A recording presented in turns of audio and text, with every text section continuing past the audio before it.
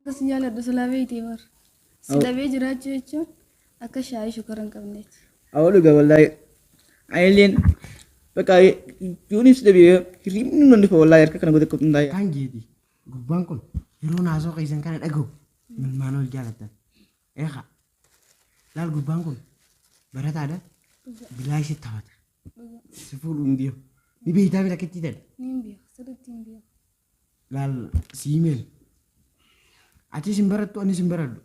Lamee warra akka oliiti. Sirrii. Gurbaan kun barataadha laal.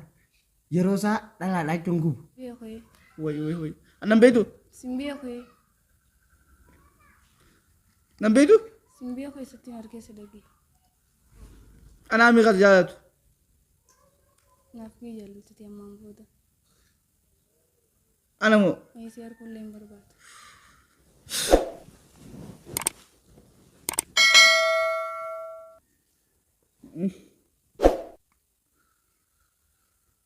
Way. Anaatu waan duraanis naman jaaladhe jaaladhe kana godhe way carraa kiyya.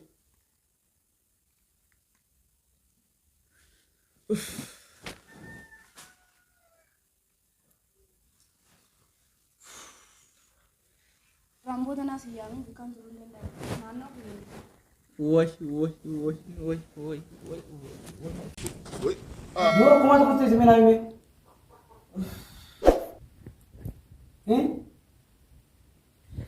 Isi mana ni?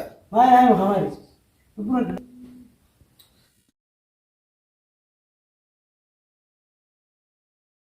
Anaan akkasii jaaladhu silaa beeytee bar. Sidhabee jiraachuu jechuun akka shaayii shukara hin qabneeti.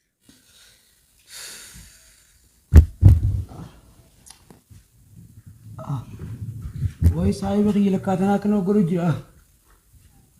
Wai saya bagi amma na gele kuno.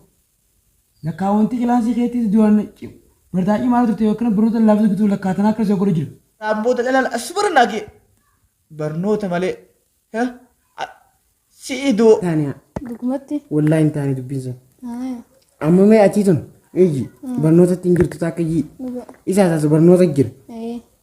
Inni kun laala mee gaalu mee roos gaalateeti eeji yeroo si gubuuti malee.